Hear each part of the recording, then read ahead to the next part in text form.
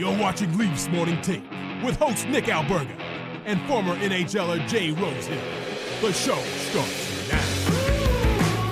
Who's ready for the Craig Berube revenge game? It is October 24th, Thursday edition of Leafs Morning Take. Nick Alberga and Jay Rosehill. How we feeling on this Thursday, Rosie? We's about to find out who's ready for that game, man. Not just a revenge game, but a response game after that debacle on Tuesday. All the R words. How about return game? Joseph Woll is back, Rosie. Kinda, sorta, on paper. We'll see, man. I don't know. It's nice to see that he's ready. He wasn't ready on Tuesday. Now he's ready on Thursday. Okay. We'll see, man. I'm sure he's excited to get in. I just have so much confidence in Stoli right now that he's earned that, and Woll's up in the air. But like I've always said, he's very capable. So hopefully he is healthy and he's confident and he finds his groove in a hurry, because it's a game that is kind of pressing. I think they need to respond to that Tuesday game, and he's gonna have to be on his game to make that happen. I think this whole situation is a microcosm, a nutshell pretty much, of playing in Toronto, where like 2 weeks ago, Joseph Woll is a savior. He's winning this team a Stanley Cup. People were excited about how he did in the Stanley Cup playoffs before he got hurt. Then all of a sudden, the day before the game, can't play. Day of the game comes, can't play, Stolar's in. And the amount of people that have turned on Joseph Woll in the last 2 weeks is pretty incredible. Having said that, track record's starting to build up. I think there's cautious optimism, Rosie, is the best way I would phrase it, because I think people are tentative, to make themselves vulnerable because of the history to Joseph Woll when it comes to injuries, right? Yeah, I think that's a good way to look at it. Cautiously optimistic. Like I always say, the potential is there, is capabilities, and you know everything that you could ask from a younger goalie who's stepping into that role, he's got. It's just this big caveat of he can't seem to stay healthy. And I kind of for bat with him this summer and said, listen, just because he had a high ankle sprain last year doesn't mean he's this Band-Aid who you have to worry about. It's a weird one for a goalie. It takes a long time. It makes him look like he's more prone to injury than he is. That got stuffed back in my face when he couldn't get through training camp. So we will see. Like I said, capabilities are there. We'll see how sharp and confident he looks, if he is actually ready. But there's a lot of goaltenders that I'd be more hesitant about getting in the net for the first time in a season than Joseph Woll. Like I said, he's proven that he can be a very good goaltender. So I hope he showcases that today, and we end up talking about a goaltender. I don't know what you want to call it, but when you have that problem that Boston's had in the past where you don't know which great goalie to use, I want that problem on my plate. I would love that as well. And I reading social media today, I think people are bitching about the spot, putting Woll in against St. Louis, the fact that Anthony Stolarz will have almost a week off if you anticipate him playing against the Boston Bruins on Saturday. My question to that is, if it wasn't tonight, when do you put Joseph Woll in there? Like, do you want him against the big bad Bruins on Hockey Night in Canada? Do you want him against the red hot Winnipeg Jets on Monday? At some point in time, you had to put him in. So I have no issue with starting Woll against his hometown Blues, by the way. Yeah, I mean, the only calendar-wise, this is the spot to put it. There's an extra caveat that it's Craig Berube's X team, but honestly, that's only goes so far. It's not like we build that up and say, "Ooh, this is interesting," but he'll throw some money on the board. It'll be a little yay. He'll go shake some hands at the morning and share some laughs, and then after that, it's just a game. Like, that stuff goes away pretty once the puck drops. And then the other thing is that they got to respond after that mess they kind of made on Tuesday. So there's an extra little bit of pressure for that. But otherwise, calendar wise, I think this makes sense. The thing is, if you go Stoli on Saturday, does he play the next one, or do you hit them? I guess it depends on how tonight goes. Yeah, I think we're going to find out in a hurry how they find a way to deploy and utilize these guys. But I think that's the thinking. Like, not to play devil's advocate, what if Woll comes out or something happens and he's just not the guy you intend him to be against the St. Louis Blues? Then you run the risk of maybe having a guy like Anthony Stolarz, who's been on fire, run cold because he's got an extended break, right? Like, I don't think, this is a win-win situation, but you had to find a way to get Joseph Woll back in there. And as I mentioned, he's from Missouri. I know we often laughed about the, sort of narratives that we like to build in the media, but I think some of these things are kept an eye on. Yeah, I don't think he needs enough. Needs any more reasons to be, ready for this game, or to have pressure for this game, or be nervous for this game, or be totally pumped up for this game. However, the guy wants to look at it, and however he feels, there's enough going on with him just making his debut for the Maple Leafs after everything that's transpired. So, I mean, maybe that's an extra little caveat on his mind, but there's enough going on for this guy to be hyper focused for tonight. And I think that depending on how it goes will dictate what happens in the near future. As far as, if it doesn't go well, then Stoli is our number one guy, and we're going to use Woll sparingly, trying to give him opportunities to find his game, to get a rhythm. I mean, the whole point is to have your goalies feeling good and confident and playing well at all times. So, whether they're switch hitting or back and forth, or you're just trying to find Woll spots to get some confidence and some comfortability in there, I think will be dictated by tonight's outcome. I'm going to have a full vibe check tomorrow. That's because I'm actually attending this game tonight, Rosie. Ooh. You seem to, I don't know, you poo-poo the games. You're kind of too cool to go down to Bay Street and watch those games. I won't lie. I woke up How'd that today. I'm happen? like, really don't want to go to that shit ass arena. But now, like, Braden Shen's going to be there, which is kind of cool. Maybe I'll go in the room after and say hi to him. But Joseph Woll, like, the fact that Woll is making a season debut, that adds intrigue for me. I won't lie. It'll be better than last time we went to a game together, and Murray pulled himself and said, "I'm not doing this," and we got shelled by who even was that? It's like Phoenix or something. Ottawa, dude. Ottawa, yeah. That was the best part about it. We've told that story first time you and I meeting, I think, in person. We're like, let's go check out the Matt Murray revenge game, and he gets hurt. He hurts his ankle in warm up, and still was good enough to wear the ball cap on the bench and be the backup, but couldn't start that game. And he had been avoiding the Ottawa Senators, his previous squad, like the plague. He didn't play in that game. Yeah, it's tough. I'd like to go back and look at, like, why didn't Brodeur get hurt? Like, why could he play 77 games in a season? Like, these guys, there's some good goaltenders. Like, Matt Murray was plagued by injuries, right? Joseph Woll's starting to get that reputation, and tonight's a big night for him to try to squash that and make a run at this year, and put that kind of reputation behind him. And I fully have nothing more than high hopes for him to do that. But I've already done that and been burnt before he could even attempt to step foot on the ice. So it's not a good start. But yeah, I'm sure he's looking to change the narrative around him, put that kind of BS behind him, and say, okay, stop talking about being injured. It was what it was. I'm a goalie. I'm ready to rock and be an athlete. So we'll see. I always like to spark up these conversations wherever I am, normally at parties or just hanging out with friends, like the whole epidemic with goaltending in the NHL. Because you're so right. I remember the era, you lived the era, you played in the era where guys just every night you knew they were going to show up. I'm sorry to say it. This is not just a Joseph Woll issue or any Leafs netminder issue, Freddie Anderson, Matt Murray. I mean, the list goes on and on.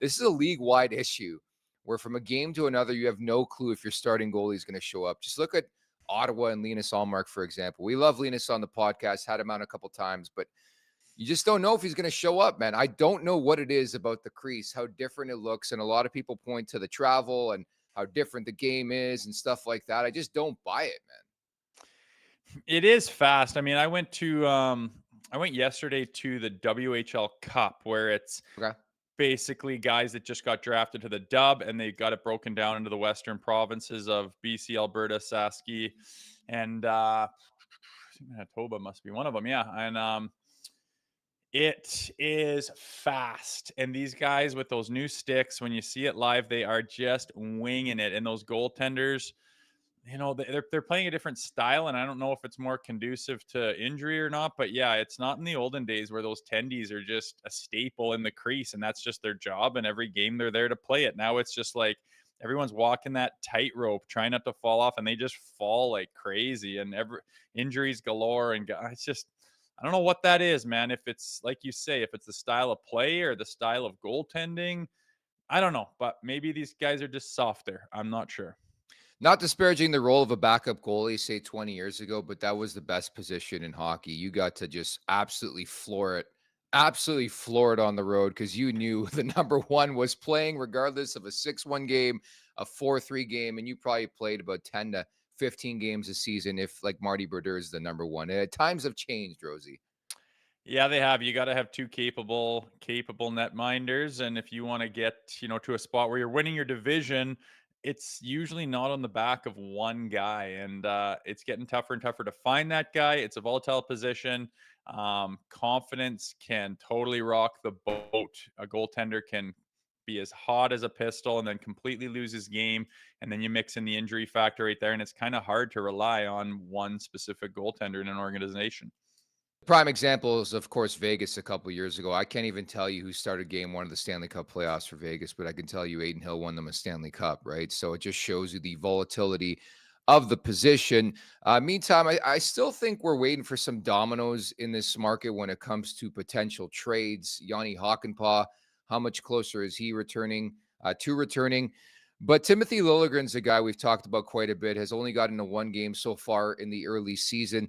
Could the Utah Hockey Club emerge, I think, as a suitor is a pretty reasonable question considering the news from Wednesday where Sean Durzee's out long-term, former Maple Leaf farmhand, and John Marino is another guy who they picked up in the offseason. You start to wonder about spots, potential. I know Dallas has been out there, their name, but Utah, I think, could enter the fold here. Yeah, potentially. It's not like when you have that situation where some of your, starting defensemen go down, especially two of them at once, that you can just go scoop up a right-handed defenseman with NHL experience. Like no one's really unloading those. The Maple Leafs might actually happen to be giving up something like that in Timothy Lilligren. They kind of need to. He hasn't really filled the role where you need him in the lineup and you can't really get by without him. And he makes a chunk of money that's going to need to be opened up when the guys you mentioned come back from injury. So it makes sense. I think maybe Tree Living, I'm sure he's been working the phones and testing the waters with that. But, whenever this comes up and before we got that news, people were saying, oh, well, move him to where? Who's taking on 3-point or whatever he makes for a guy that's kind of pretty ho-hum that the Leafs don't even want? And it's not like they're, they have, that sixth defenseman spot. They need somebody and they don't even want to use that guy. So, it's not like people are clamoring to get him, but you find someone like that who's in a jam, who needs a defenseman to be ready and to actually just jump into games right-handed. It seems to be rare.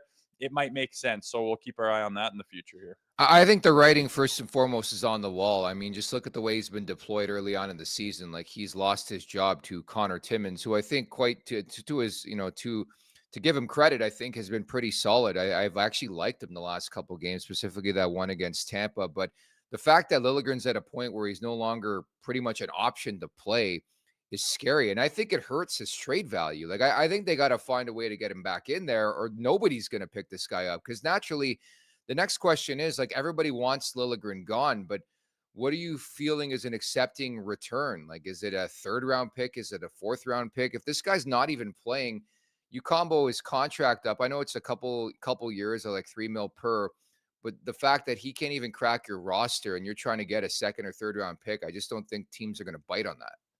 That's the kicker. I mean, you might have to kind of give him away for nothing because what's the most important thing to the Maple Leafs? It's opening up that cap space. So for that reason, they just need the contract moved, right? So they don't have a lot of bargaining power to say, no, we need a second rounder for this. But on the other hand, you find a club like Utah that might be kind of desperate to get a guy. Maybe I don't crunch the league that hard, but who else is out there for them to potentially pick up? You need to get someone from somewhere. I can't imagine they have two ready to go guys in the minor league system. You're going to pull them both up. That's, a third of your back end. So yeah, we'll see where they sit, but I mean, neither are going to be, blockbuster trades. At the end of the day, I think if it works for both, they can come to an agreement pretty easily. No one's trying to bend the other one over a barrel. Leafs want to open up cap space. Utah Hockey Club needs a guy that can play defense in the NHL. So it might be beneficial to both. We'll see. Like I said, keep our eye on it. It's still so goofy to me to call them the Utah Hockey Club, man. Like just pick a nickname. Okay. I actually like the girls, the WNHL. Where are you going with this? Huh? I liked it when they were just, at this? I liked it when they were just Boston, New York, Toronto. Really? I like that better. It's just kind of That was classic and old goofy, school. man.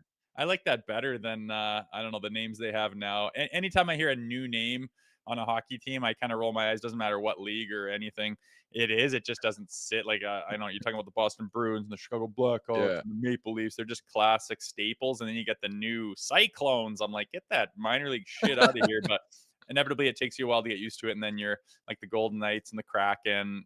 I mean, makes sense now. You get used to it, right? So you propose they call them NHL Utah then? Is that what you're telling me?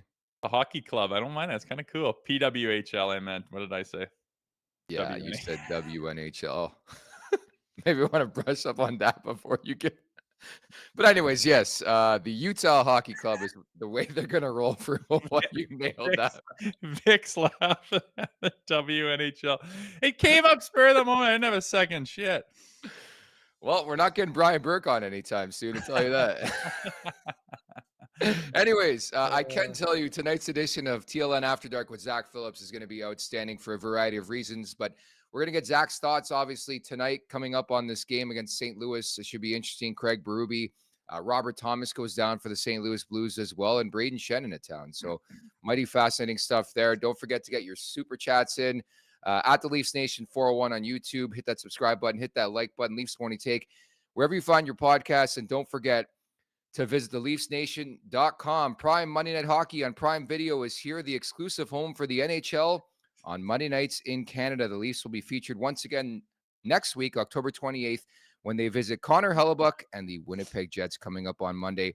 Fans can watch Prime Monday Night Hockey on Prime Video and no added cost through their membership. Just check out the sports section when you're inside the app. Fans that currently don't have a membership can sign up for a 30-day free trial. Additionally, students are able to sign up for a 6-month free trial at amazon.ca/Amazon Prime. Prime Monday Night Hockey. It's on Monday. It's on Prime as we get set for the Toronto Maple Leafs and the St. Louis Blues. Can you take us through what money on the board means, Rosie? Money on the board. Yeah, money on the board. I mean, if you're just, it's for the team fund. It's for the guys. They go out to a restaurant, to a bar. They're having a team function. They got to rent out a place and get some food and some booze or whatever. It's nice to have a little team fund, slush fund, just like the office might do, or your kids' hockey team or whatever. So that comes from putting money on the board at games. You put your number up on the whiteboard, a dollar amount. Usually like, and you'll do it. Some guys will just do it for the hell of it. And sometimes they'll do it for the game winner and just give it to the guy personally. But if you're playing in your hometown, if you're playing against a team that you used to play for, if you just signed an extension, if it's your first game with an outfit, all kinds of reasons you could hit that button. But put your money up on the board, $500 and your number, maybe $1,000 Chief might have up tonight with his former team you won a Stanley Cup with. And if you win the game, you pay that money to the pot and you grow your team fund for extracurriculars. So it's kind of fun to see guys walk up to the board and everyone goes, oh, and waits to see what they put up there. And then say they'll go cheat, they'll go 250. Everyone will go, oh, keep it. But I'm sure Chief won't be that guy. He'll be pumped up to play the Blues. You think, would there be money on the board from the Blues side, like Drew Bannister? He's the head coach of the St. Louis Blues. Yeah, but where was he? I don't know, just a revenge. I want to beat the guy's job I took. Maybe. No. Depends how deep you go. It wouldn't be a traditional one, but you can do money on the board for whatever you want. So maybe he steps up and goes, hey, I want to beat this guy and show that I'm the guy that should have been here, and throw some money on the board. And again, the added wrinkle, Missouri native Joseph Woll expected to make his season debut tonight against the St. Louis Blues, but also the fact that I think we're looking for a bounce back here for the Maple Leafs. They were awful against Columbus. It's the biggest thing for me, and that's why it kind of makes it, I don't want to say tough, but with Woll, if this was kind of if they were just rolling right now and Hildeby, shut the door and they got a win, it would just be another, time for Woll. But it's kind of like, how are they going to respond? And people were so jacked about Monday's game against Tampa and then so dejected after Tuesday's game. We're kind of wondering, where is this team sitting? Where's their mindset at? How strong are they character-wise to rebound from that? Can they access that Monday night hockey? And again, just building blocks towards creating an identity of that Monday night flavor and kind of you got to move on from Tuesday, whatever they talked about, the video. I mean, you go through video and it would be very easy to pull clips from that Tuesday night game. I'd pull them from Monday too and just compare them. Neutral zone. Here's what we did on Tuesday that led to our downfall, and here's what we did on Monday to lead to our success, and just break it down that way and be like, guys, we can't be taking nights off. Like, it's not acceptable. We have to, like, the whole goal is to try to become a team. I always say, like, that plays like the Florida Panthers, where you just are resilient. You know who you are. If you run into adversity, you know what, character to fall back on. That's what they're looking for. So I hope they do it sooner than later. I hope it doesn't take all season to figure that out. Nobody's perfect. It is early. So it's just kind of an interesting little question mark to see how they respond tonight. You've inspired a lot of people in the chat, Rosie, to think of some nicknames for the Utah Hockey Club. KPG writes in the Utah Shit Eaters. I like that one quite a bit. Hurt Locker 66, Utah Fire. Tammy writes in Utah Polygamists. I've heard some interesting nicknames that are disrespectful to the Mormon community, so I won't air them out here. Utah Stokers or Matt McKay. I know, that's what I was thinking. I think a lot of people learned what soaking was since the Utah Hockey Club moved to Utah. But I don't think you should indulge. Good for those kind people down there, and I'm sure they'll have a team name soon. But like I said, I don't mind the classicness of just, boom, we're the Utah Hockey Club, baby. What's their chant? Like, Utah Hockey Club, go, go, go. I don't know. Like, it's goofy to me, man. Who cares? What do you got to have the same chant? Either go Leafs, go. Well, that's another thing I want to bring up. I don't know if you were watching the Amazon Prime broadcast the other night. You know the Matt Sundin segment where they're interviewing? It sounded like they were saying, let's go Leafs. Like, anybody who's chanting that is not a fan of the Toronto Maple Leafs. I heard them chanting behind where they were like, Matt was laughing because he could hardly hear. Yeah.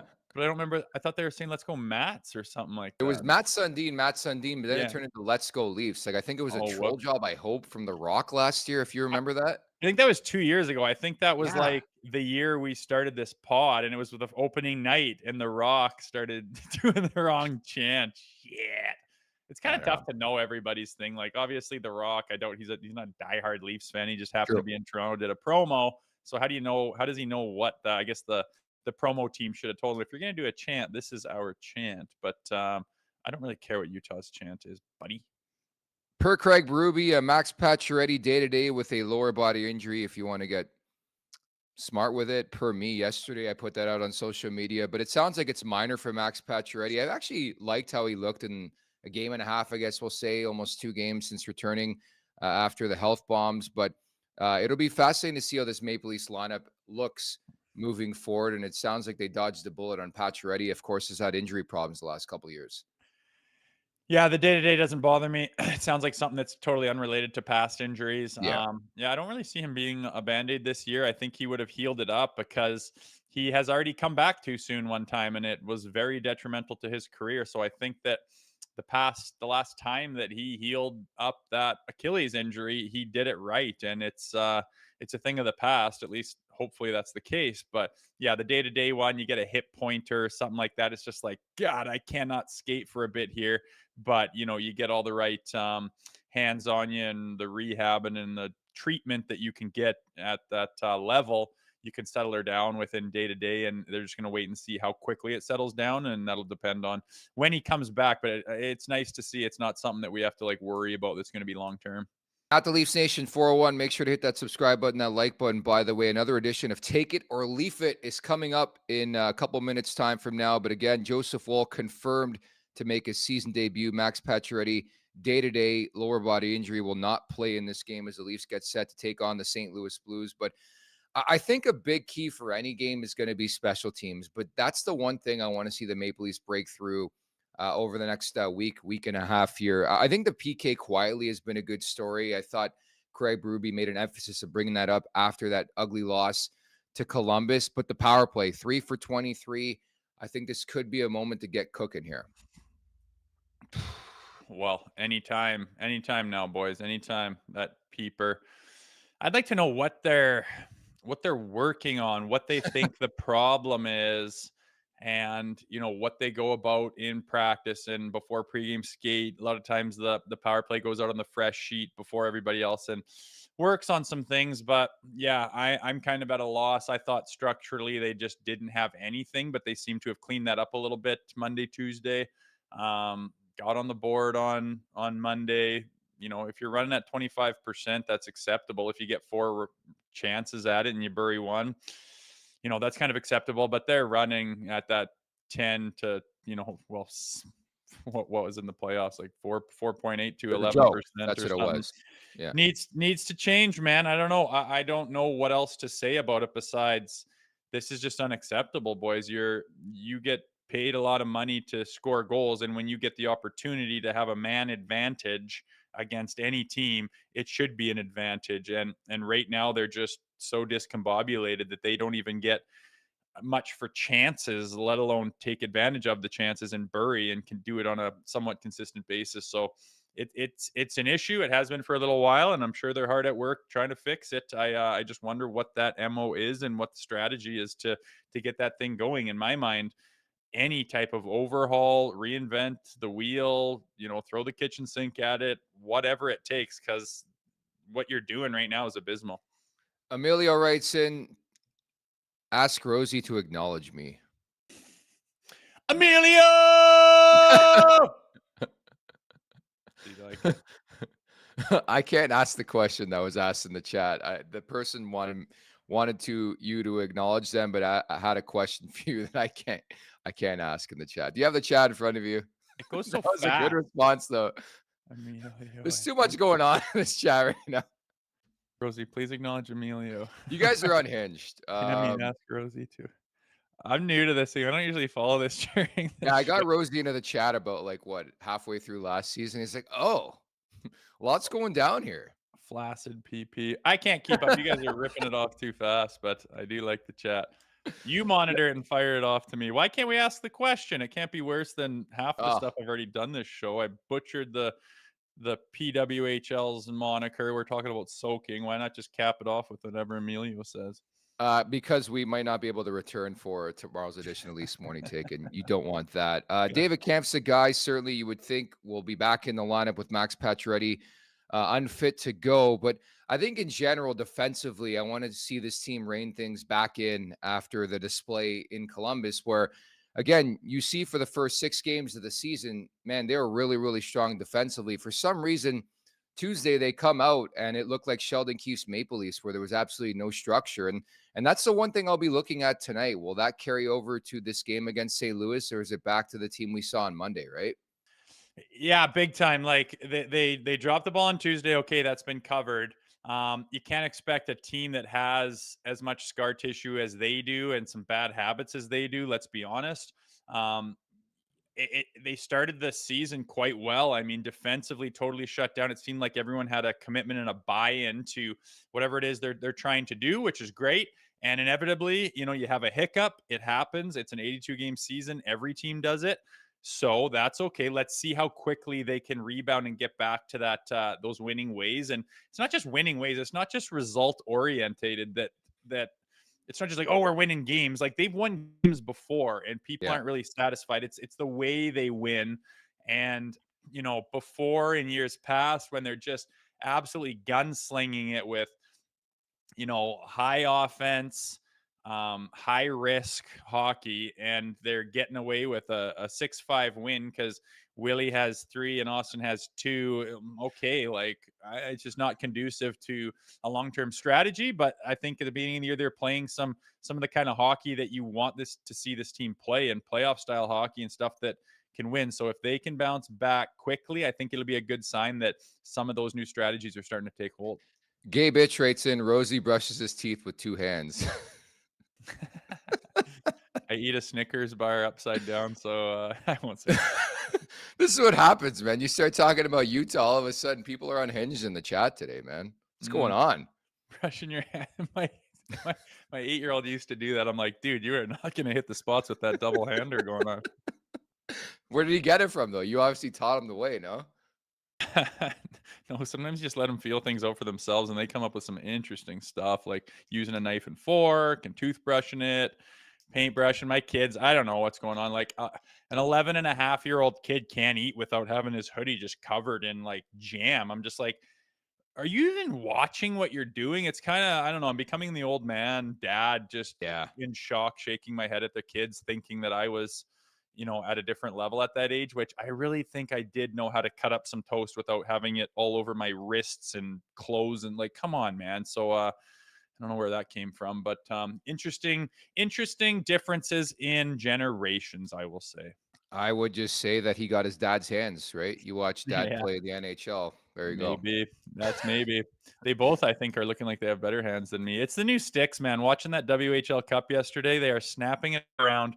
It's like it's just different. It's like the sticks like preloaded, even for like dishing and catching passes. The thing just loads. It's pretty slick, man. Like these are 15-year-old kids, and it looked legit last night. They're snapping around so hard, and some of the energy and work ethic is up there. The physicality is not really there, but they're working their bags off, and it's just fun to see that caliber of play come out of a kid. Because I'm like, I wonder when I was at that level, because it was a long ways after 15 years old. I'll tell you that. KPG writes in once again, that's a sweet picture of Rosie over your shoulder. Does it have an autograph and a heart sign? Not yet. Not yet. I got to be invited over to your apartment, Nicholas. I will never invite you over to my apartment. Why? You live so far, man. It's just logistics. I know. I don't even get the invite. Sometimes No, I because you strike me as the type of person, and people can relate to this. There are people who like have a need to say things. So like I feel like you would walk into my apartment and be like, "Where's your toaster? I don't have a toaster. Why is your fridge bare?" Like you'd be that guy to point shit out that would drive me insane.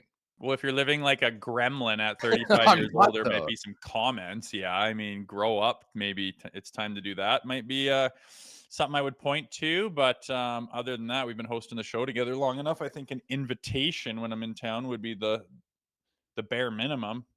No, I think Tammy brings up a good point. Rosie, you need to buy Nick dinner first. Very true. Before I invite you over, you got to buy me dinner first, I Rosie. think I have at Real Sports before, haven't It's we? possible, yeah. There you go. It's very, very possible. But that was like seasons ago now. Like I need dinner this year.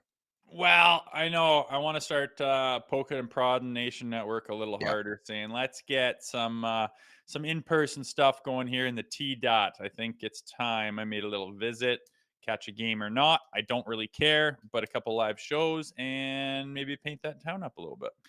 I would love to do that with you, my man. Honest question, is that serial killer vibes that I don't have a toaster? If you don't like toast or you're not a carb guy, I Not mean, really, no. it's weird. What if you have a friend over I don't have and friends over. yes, you do. I've seen them What? being hidden in the background. I guess that's more hotel rooms. I don't know what you're talking about. Anyways, time for Take It or Leaf It. Oh, You boy. ready? Yeah, let's do it. By now, everybody knows how this works. Take it means yes. Leaf it pretty much means no. Take it or leaf it. The Leafs will win the Atlantic Division this season, Rosie. Leaf that shit. No, I don't think they will. It's a deep, tough, dirty division.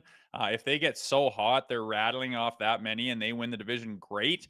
But I think, like we just talked about, with the bit of a yo-yo effect and getting accustomed to the new style of play that they're being demanded to play, I think there's going to be a couple growing pains like there was on Tuesday.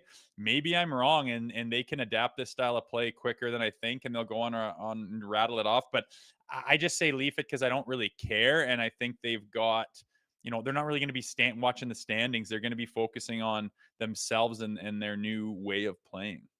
I will say take it. The Toronto Maple Leafs, in my money, pound for pound, the best team in the Atlantic Division right now. I don't think Florida gives a rip about winning this division. They won the Stanley Cup last year. They're just focused on making the Stanley Cup playoffs. Same can be said for Tampa, and ultimately that leads us to the Boston Bruins, who I think are the team we expect them to be last year. This year, they've had a pretty slow start. A lot of question marks surrounding Brad Marchand, had like 3 different surgeries in the offseason. The goaltending hasn't been as good. If there ever was an opportunity for the Maple Leafs to win this division, it is this season, and I'm going to take it, Rosie. Hey, I like it. I like it. I just still get scared about Florida. Just whatever, let them have it, and let's just focus on us. Regular season, as we have said before, doesn't mean the end all be all, and just be ready for playoffs, man. Would you want to take the Boston Bruins in round 1 for a little rematch?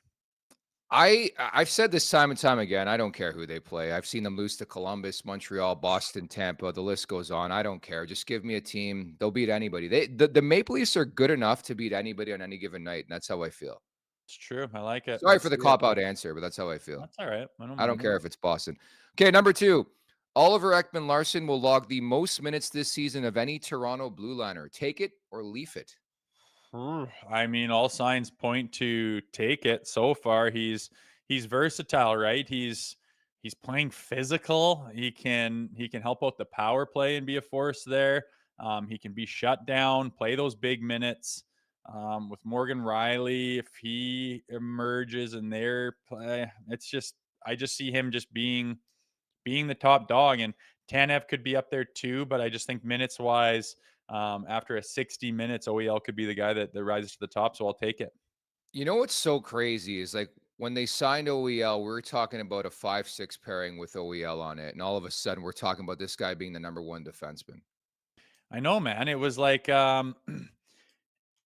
people were saying, yeah, 5-6, and oh, what's he gonna have? And oh, is he gonna be a liability? We're talking about pairings, and if he plays with this guy or that guy, oh well, he might bring him down. It's like and maybe I wasn't watching OEL throughout the last few years of his career all that closely, and I missed some things, but I was just like, what am I missing? This guy's, a legit defenseman. He's large. He can move the puck. He has power play capabilities.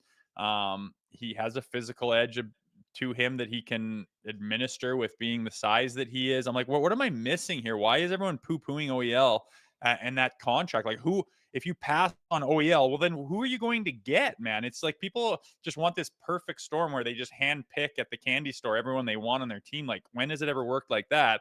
He was available. It made sense. The contract made sense. I was like, let's roll with this guy. Like, I'm excited. It's better than not signing anybody. And people poo-pooed it, but lo and behold, I think even the most optimistic person, he has passed their expectations. Oh, certainly. I'm still going to go with Leaf It. I think Morgan Riley is the number 1 defenseman on this Maple Leaf squad. I think they're easing a guy like Chris Tanev back in, but I think when push comes to shove over an 82-game slate and beyond for that matter, I think you got to lean on your big dogs. And I think they brought in Ekman-Larsson to support said big dog, or one big dog, I guess, in Morgan Riley. And I think at the end of the day, it'll be Morgan Riley who logs the most minutes on the back end for Toronto's Blue Liner. But you're so right. OEL has been fantastic early on. Do you Third think and final, Morgan Riley is the best defenseman of the season to this point? No. Yeah, no. No, it's OEL. I think by far, but I just think you have to be careful. I mean, you brought in Ekman-Larsson to be a guy to support, not to be the guy. And I think what makes him so good is that you don't expect too much from him, and he's exceeding expectations right now. But the moment you put that pressure back on, I think it could be not a struggle, but I think it's going to be difficult. I hear So you. I think Riley's the guy still. I think people are giving him heat, but I think he's been good this year. And that happens in Toronto. Like, I can't stand it when a guy will have like a career year in Carolina, and then they sign him as a free agent, and he comes here, and it's like the big signing, the media, the expectations, and then everyone's like, and then he doesn't have, like, let's say, as good of a year, and everyone's like, what the hell is this bust? Like, he had the career year, and then you want to bring him to Toronto and even exceed that career year in Toronto with all this buzz. It's not easy to do, and the expectations are difficult. So I don't mind that strategy where you brought him here to do something. Sure, he's played better, but don't raise that bar and now say, okay, OEL, now we expect you to be our number 1 all season long. That's a good way to kind of crack a guy, right? So I get where you're going with that strategy. William Nylander will hit the 100-point plateau for the first time in his career. Take it or leave it. I'll take it, man. He's in his prime. He's hot. He's got that contract, and I don't think he is the type of guy to be like, oh, good, I can shut it down for a couple of years here. I know he's had kind of a rougher reputation in years past, but I think that's kind of behind him. His compete level is high. He wants to be the dude. He loves getting points, scoring goals. He loves dominating. He's a very confident player right now, as he should be, and I think he'll get to that 100-point plateau. I love how we disagreed on all 3 with these, and that's fine. I'm going with Leaf It. I think 100 points, that plateau is difficult to get to. He had his best year ever last year in a contract year. and he still didn't get there. If you recall, signs the contract, fell off a cliff a bit. I think the level of consistency, Rosie, you need to find to get to the 100-point plateau is difficult. And that's why there's a select amount of players that can do it on a yearly basis. So I'm going to say Leaf it. Hey, there you go. It's all right to disagree. I just have this feeling this team's going to start buzzing and rolling, and around that Christmas time and just after, I think they're going to, be able to just press the button and come out of the gate. And because of Craig Berube and his expectations, they're going to be, they're going to be playing a system that allows them to have a lot of success. And I think that Willie could just be leading the way on that train. At the Leafs Nation 401, make sure to hit that subscribe button, hit that like button, and get those super chats in. Steel City Angling, thank you so much for the super chat. Love the show, guys. Watch every day. Appreciate that. What happened to Hockenpah and Rosie? Where can I get an autograph? Keep up the great work, champs. Hey, send her over to the Nation Network headquarters. They'll get it to me. For some reason, our Department of Discipline studio in Calgary, there was mail showing up there. I was like, how on earth did they find this little hole in the wall studio? But Any nudes or what?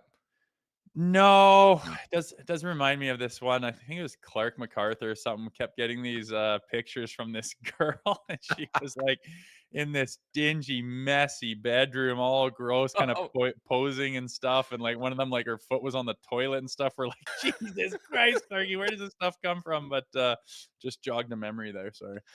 We're going to get Clark MacArthur back on this podcast. We got him on in year one. That was a lot of fun. He was just so busy golfing with Charles Barkley and Wayne Gretzky.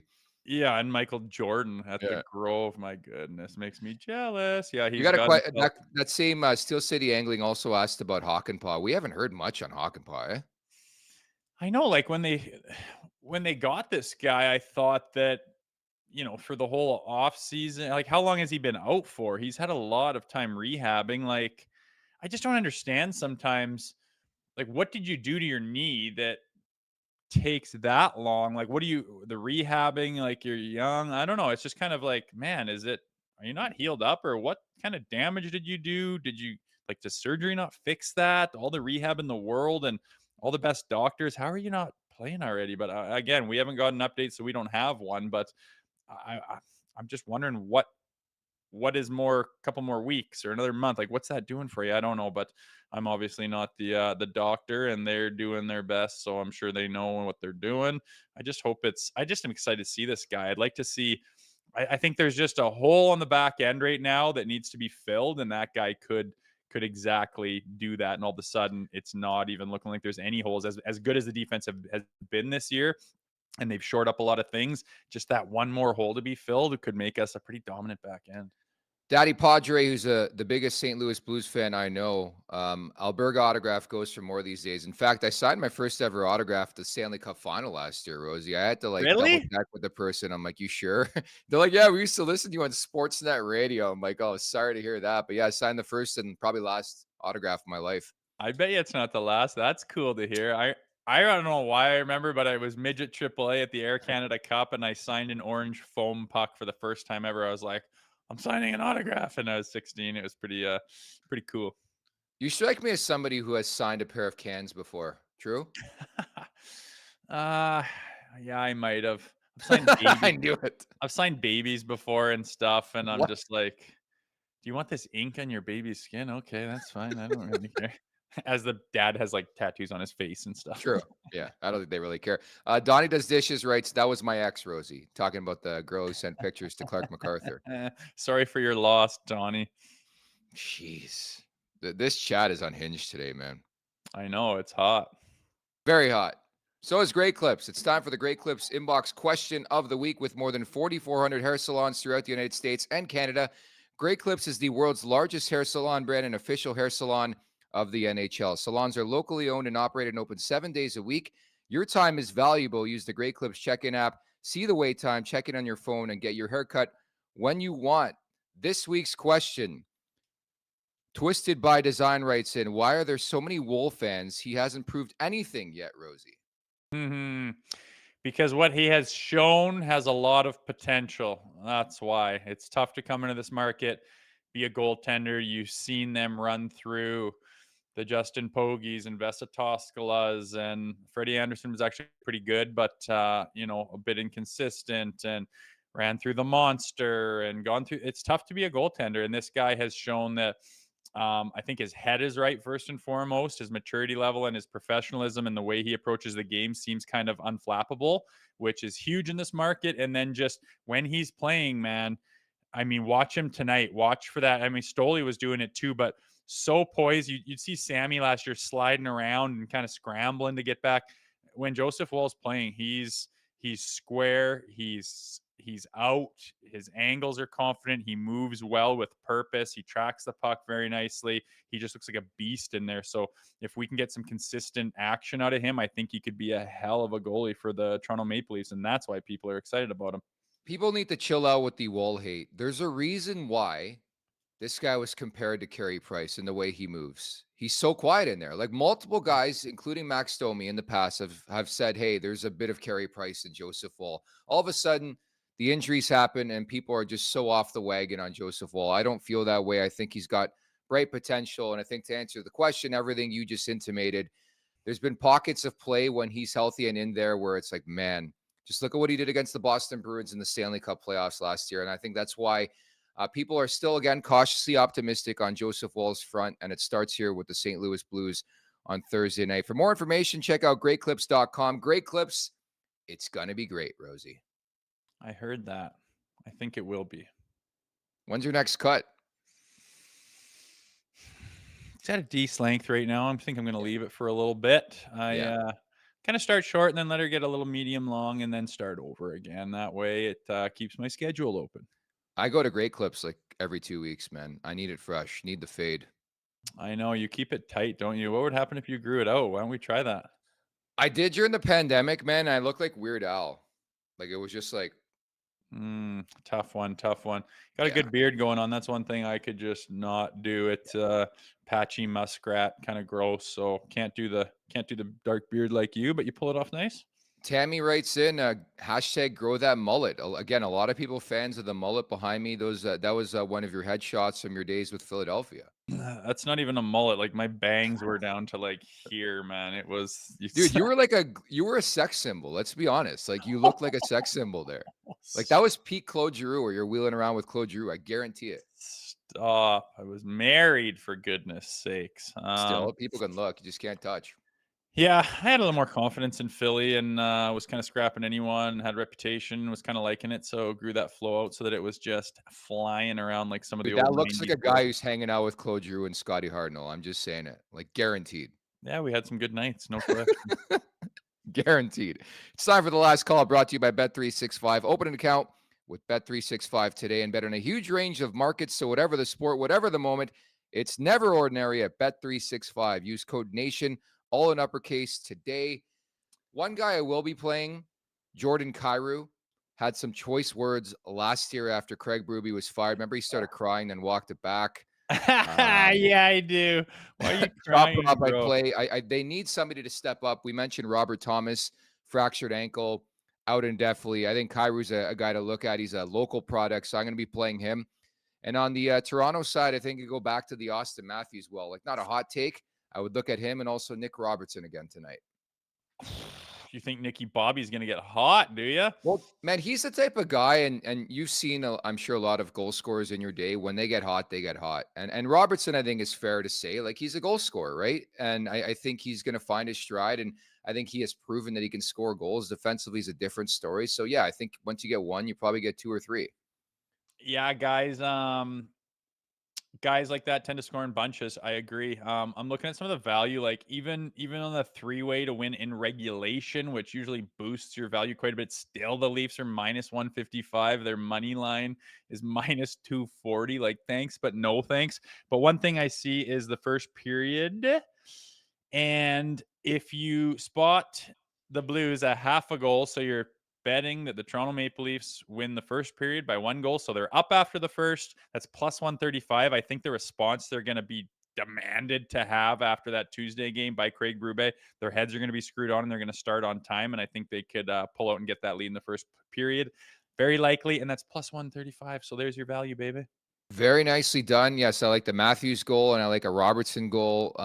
I just hate the fact that it's so difficult because there's no value to bet on the Maple Leafs. Like every time I look at I the know. number, the market is expecting them to respond beyond belief, right? It's like the last I checked, it was like minus 230 money line. Like, why would you even put money on that? It's sad to me. I don't think you do, and I don't think Yeah. you can, but it's they protect themselves when there's really high volume, and the Toronto Maple Leafs have the biggest following in hockey, so there's going to be a lot of volume around the Toronto Maple Leafs, and they kind of protect themselves with the value, which is fine. There's lots of other ways to find value, like I just did, but it's like betting on Tiger Woods, man. Like he could be, his first tournament in a year and a half, and he's like the third the third ranked guy. There's just no value just because so many people bet on him. If he does something, they'll lose a lot of cash. So yeah, you got to get a little bit creative in finding your bets and finding your value when you're a fan of the Toronto Maple Leafs. I know you play fantasy hockey. One guy I would look at right now, we talked about Robert Thomas being out long term. You might know him, Braden Shen, the new number one center for the St. Louis Blues. Yeah, it's time for him to step up. I think he's very capable, and we'll have our eye on number 10 tonight. And hopefully he doesn't do too crazy of things, but maybe he just gets his cookies quietly and no one else doesn't, and then they go away.